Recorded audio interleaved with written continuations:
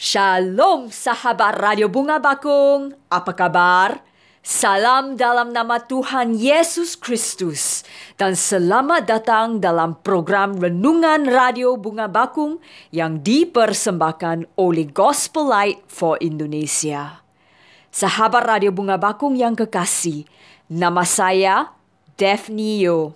Senang sekali berjumpa dengan saudara dan terima kasih banyak telah bergabung dengan program kita pada sore hari ini. Kiranya firman Tuhan menjadi berkat yang ajaib dan luar biasa bagi kita semua. Sahabat Radio Bunga Bakung, nats untuk hari ini diambil dari Yohanes pasal 9. Mari kita mendengarkan firman Tuhan dari Yohanes pasal 9 ayat 1 sampai 7. Waktu Yesus sedang lewat, ia melihat seorang yang buta sejak lahirnya. Murid-muridnya bertanya kepadanya, Rabi, siapakah yang berbuat dosa? Orang ini sendiri atau orang tuanya? Sehingga ia dilahirkan buta. Jawab Yesus, bukan dia dan bukan juga orang tuanya. Tetapi karena pekerjaan-pekerjaan Allah harus dinyatakan di dalam dia. Kita harus mengerjakan pekerjaan dia yang mengutus aku selama masih siang. Akan datang malam, di mana tidak ada seorang pun yang dapat bekerja. Selama aku di dalam dunia, akulah terang dunia. Setelah ia mengatakan semuanya itu, ia meludah ke tanah dan mengaduk ludahnya itu dengan tanah, lalu mengoleskannya pada mata orang buta tadi dan berkata kepadanya, pergilah, basuhlah dirimu dalam kolam Siloam. Siloam artinya yang diutus. Maka pergilah orang itu, ia membasuh dirinya, lalu kembali dengan matanya sudah melek.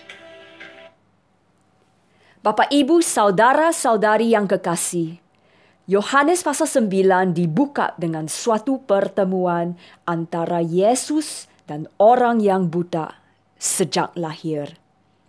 Kemudian, murid-murid Yesus mempertanyakan atas dosa siapakah sehingga dia menjadi buta? Apakah dosanya sendiri atau dosa orang tuanya?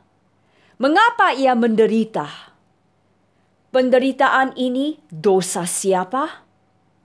Bagi orang-orang Yahudi, kekayaan dihubungkan dengan berkat. Sedangkan kemiskinan dan penderitaan dihubungkan dengan dosa dan kutuk. Baik dosa sendiri maupun dosa orang tua. Namun, bagi anak Tuhan, kemiskinan dan penderitaan tidak secara otomatis karena dosa. Yesus menjawab mereka di ayat 3. Bukan dia dan bukan juga orang tuanya, tetapi karena pekerjaan-pekerjaan Allah harus dinyatakan di dalam dia.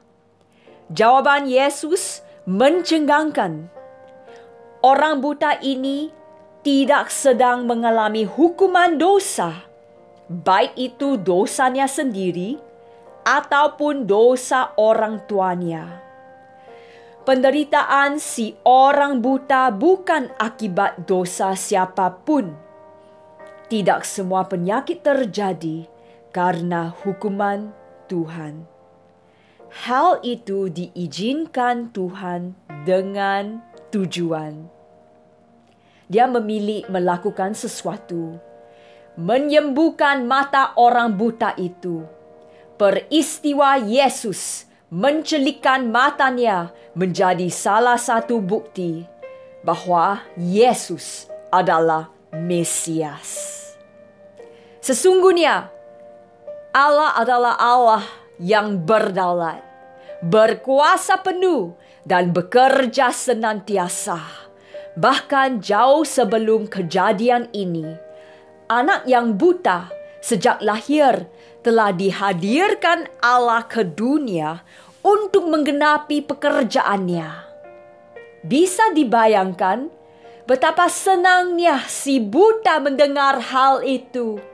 Pekerjaan Allah harus dinyatakan di dalam dirinya. Wow! Sebelum berjumpa Yesus, baginya semua gelap. Hidupnya serasa hampa, tidak berguna. Tak ada yang peduli, apalagi melibatkannya dalam aktivitas. Namun, segalanya berbeda setelah berjumpa Yesus. Memulihkan penglihatannya setara dengan memberikan kehidupan baru.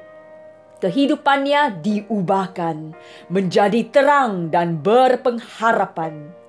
Dari seorang pengemis buta, miskin dan tidak diperhatikan, kini dapat melihat dan berkesempatan memberikan kesaksian luar biasa yang memuliakan Tuhan.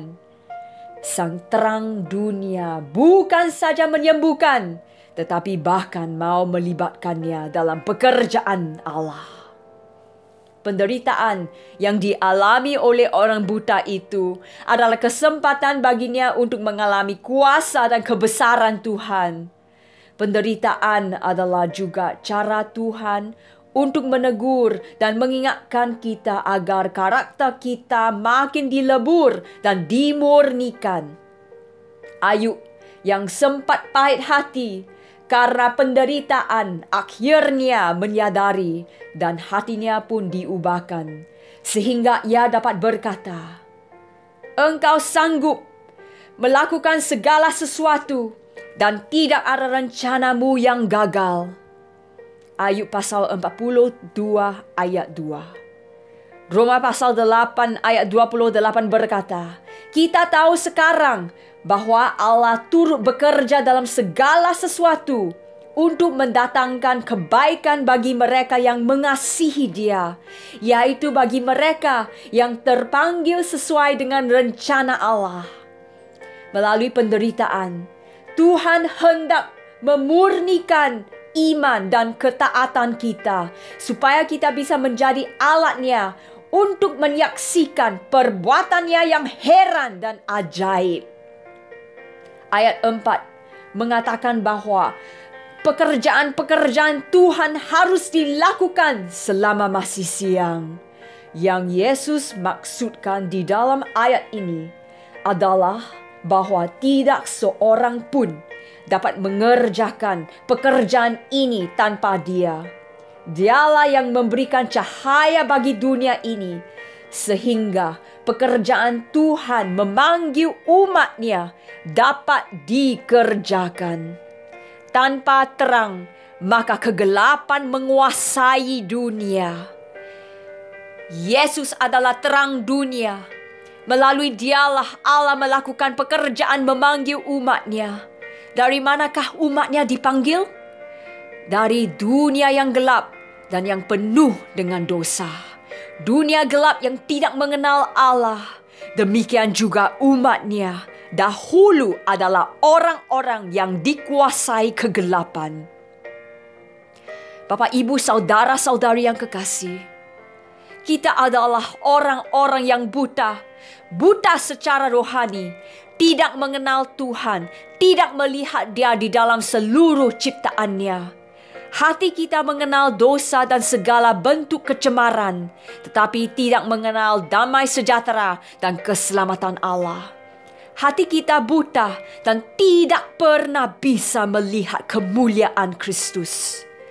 Kita hidup di tengah-tengah kegelapan. Banyak orang di dunia ini tidak dapat melihat Yesus sebagai juru selamat dan terang dunia yang diutus Allah Bapa untuk membawa terang bagi dunia. Orang-orang itu buta walaupun dapat melihat. Kesombongan rohani membutakan mata orang, bahkan buta terhadap kebodohannya sendiri. Tetapi walaupun kita buta dan hidup di dalam kegelapan, Tuhan mau memanggil kita. Dia memberikan terang-Nya dengan datang ke dunia yang gelap. Dia bukan saja memberikan terang, Dia juga mencelikan mata kita yang buta. Siapakah yang dapat memanggil orang-orang di dalam kegelapan untuk berpindah dari dalam gelap ke dalam hidup? Tidak ada yang dapat kecuali Sang Terang itu sendiri, yaitu Yesus Kristus. Belas kasihan Kristus membuat kita memiliki hati yang baru. Setiap orang yang percaya dan menerima Yesus Kristus sebagai Tuhan dan Juru Selamat akan memiliki hati yang baru. Mereka akan memiliki hubungan pribadi yang mengubahkan hidup dengan Yesus dan mempunyai hidup yang kekal di surga. Bapak, Ibu, saudara-saudari yang kekasih, hanya Yesus yang dapat melakukan pekerjaan memanggil umat Tuhan dari dalam kegelapan. Sesungguhnya hanya Yesus, terang yang sesungguhnya, yang dapat memberikan penglihatan kepada orang-orang buta. Mari kita ingat juga bahwa di balik sakit, penyakit dan penderitaan, ada rencana Tuhan yang indah di dalam hidup kita. Sebab itu, ketika sakit, penyakit dan penderitaan datang menerpa kita, nantikanlah saat Tuhan bekerja dan menyatakan maksudnya yang indah di dalam hidup kita. Pada saat itu terjadi, kita harus menyambutnya dengan penuh syukur serta berani memberikan kesaksian tentang kebesaran Tuhan kepada orang lain supaya mereka juga mengalami karya-karya Allah yang ajaib di dalam hidup mereka. 1 Petrus pasal 4 ayat 12 dan 13 berkata, saudara-saudara yang kekasih, janganlah kamu heran akan nyala api siksaan yang datang kepadamu sebagai ujian, seolah-olah ada sesuatu yang luar biasa terjadi atas kamu. Sebaliknya, bersukacitalah sesuai dengan bagian yang kamu dapat dalam penderitaan Kristus, supaya kamu juga boleh bergembira dan bersukacita pada waktu Ia menyatakan kemuliaannya. Sekarang, saya akan membagikan kesaksian rohani saya. Bagaimana Tuhan telah menyelamatkan saya dari dosa-dosa saya dan memberikan saya hidup baru dalam Kristus. Saya bersyukur untuk pengampunan Tuhan yang nyata dalam hidup saya. Tuhan Yesus menyerahkan hidupnya di kayu salib sehingga kita dapat memiliki kehidupan kekal. Ketika kita tersesat, Dia menemukan kita. Hanya Dia yang mampu menyelamatkan kita dari dosa-dosa kita dan membawa kita dari kematian menuju kehidupan. Dulu saya buta, tetapi sekarang saya melihat. Saya dilahirkan dalam keluarga Kristen, dan setiap hari Minggu saya bersama dengan keluarga saya akan menghadiri kebaktian Minggu di gereja dengan setia. Tetapi selama waktu itu, saya tidak diselamatkan karena saya belum membuat keputusan pribadi untuk menerima Yesus Kristus sebagai Tuhan dan Juru Selamat saya. Sejak waktu kecil, saya berpartisipasi dalam banyak kegiatan keagamaan di gereja saya. Namun, semua yang saya lakukan di gereja, yaitu mengikuti kebaktian Minggu, memberikan persembahan, belajar firman Tuhan, mengambil bagian dalam pelayanan sekolah Minggu, KOR, dan doa bersama, hanya di luar saja. Semua partisipasi aktif saya di gereja hanya rutinitas dan kebiasaan bagi saya. Pada waktu itu saya berpikir bahwa kekristenan hanya adalah suatu agama mati yang penuh dengan peraturan-peraturan dan ritual saja. Itulah pemikiran saya tentang kekristenan. Meskipun saya setiap hari Minggu rajin pergi ke gereja dan kelihatan saya seperti orang Kristen yang baik, saya tidak pernah mengalami perubahan hidup dalam Kristus apapun karena saya tidak memiliki hubungan pribadi yang sejati dengan Yesus. Saya tidak mempunyai iman yang benar yang menyelamatkan dalam hati saya. pada waktu itu saya adalah seorang munafik di gereja. Karena Yesus tidak ada di dalam hati saya dan Dia tidak nyata bagi hidup saya. Itulah sebabnya sebagai orang berdosa, hati saya kosong dan saya hanya hidup untuk diri saya sendiri. Dan saya tidak mempunyai damai sejahtera, sukacita atau jaminan keselamatan. Puji Tuhan, karena ada seorang guru di gereja saya. Dia datang kepada saya dan membagikan Injil kepada saya. Saya belajar tentang Juru Selamat yang sempurna dan pekerjaannya untuk menyelamatkan kita dari dosa-dosa, pemberiannya dan parna yang sempurna. Saya belajar bahwa meskipun semua orang di dunia ini adalah orang berdosa, Tuhan mengasihi semua orang tanpa batas dan Dia ingin menyelamatkan kita dari dosa-dosa kita dan hukuman kekal di neraka. Sesungguhnya, setiap orang yang percaya kepada Yesus Kristus, yaitu yang bergantung kepadanya saja, untuk menyelamatkan mereka dari dosa-dosa mereka, tidak binasa di neraka, melainkan beroleh hidup yang kekal di surga. Inilah janji Tuhan yang tidak pernah gagal. Jauh dalam hati saya dengan jujur, saya tahu bahwa saya adalah orang berdosa yang akan menghadapi hukuman kekal di neraka, dan saya tidak bisa menyelamatkan diri saya sendiri dari dosa-dosa saya. Kemudian, saya membuat keputusan pribadi untuk menerima Yesus dalam hati saya dan menjadikan Dia sebagai Juru Selamat dan Tuhan saya. Saya mengerti dan setuju bahwa saya adalah orang berdosa yang layak untuk dihukum di neraka. Saya mengerti dan setuju bahwa Yesus telah membayar hukuman dosa melalui kematiannya, penguburan dan kebangkitannya. Dan saya membuat keputusan pribadi untuk bergantung pada Yesus saja untuk menyelamatkan saya dari dosa-dosa saya.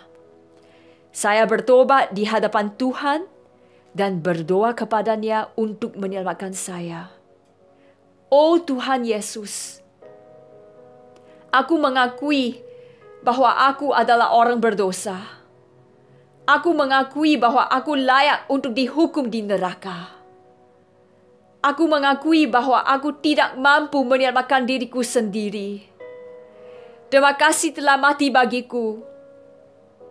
Aku percaya kepadamu dan aku bergantung padamu sebagai satu-satunya jalan untuk menyelamatkanku dari dosa-dosa. Pada saat ini, aku ingin menerima Engkau sebagai Juru Selamat dan Tuhanku. Masuklah ke dalam hatiku. Jadilah Juru Selamat dan Tuhanku dan selamatkan aku sekarang. Aku menyerahkan seluruh hidupku ke dalam tangan-Mu. Terima kasih Tuhan Yesus.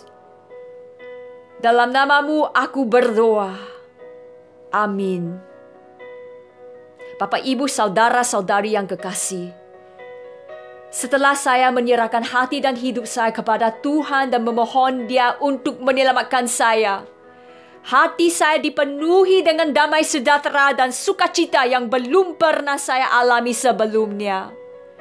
Jika saya meninggal hari ini, saya 100% yakin bahwa saya akan menghabiskan kekekalan di surga. Semua dosa saya sudah diampuni dan saya adalah seorang anak Allah, milik Yesus Kristus dan warga kerajaan Allah untuk selama-lamanya. Inilah bukan karena perbuatan baik yang telah saya lakukan, tetapi karena kasih karunia Tuhan. Karena semua yang telah dilakukan Yesus bagi kita di kayu salib untuk menyelamatkan kita, inilah kesaksian keselamatan dan pertobatan saya. Bagaimana saya berbalik kepada Tuhan dengan iman dan bergantung kepadanya untuk menyelamatkan saya dari dosa-dosa saya. Dulu aku buta, sekarang aku melihat. Tuhan Yesus adalah Allah yang hidup, Maha Kuasa, Maha Melihat, dan Maha segala-galanya Dan Injil adalah kekuatan Allah yang menyelamatkan setiap orang yang percaya. Ajaib benar anugerah, pembaru hidupku. Ku hilang, buta, bercela. Olehnya ku sembuh. Mari kita terus berharap pada Tuhan di dalam doa dan juga di dalam kuasa firman-Nya. Mari kita berdoa. Bapa yang di surga, kami sungguh mengucap syukur buat anugerah-Mu yang besar dalam hidup kami. Terima kasih untuk keselamatan kekal yang Engkau berikan dengan cuma-cuma Bapa. Sesungguhnya hanya oleh kuasa-Mu dan kasih-Mu, kami bisa menjadi anak Allah yang mendapat anugerah keselamatan dalam Tuhan Yesus Kristus. Tuhan, kami berdoa dan percaya bahwa semua bapa, ibu, pemuda-pemudi dan anak-anak di seluruh Indonesia akan menyerahkan hidup mereka kepada Engkau. Kami berdoa untuk mereka supaya mereka membuat keputusan pribadi untuk percaya kepada Yesus Kristus sebagai Tuhan dan Juru Selamat pribadi mereka. Kami berharap bahwa semua jiwa-jiwa di Indonesia akan memiliki hubungan yang mengubahkan hidup dengan Yesus Kristus dan mengalami perubahan hidup dalam kuasa-Mu dan kasih-Mu. Pimpinlah kami, pakailah hidup kami untuk kemuliaan-Mu, sesuai dengan kehendak-Mu.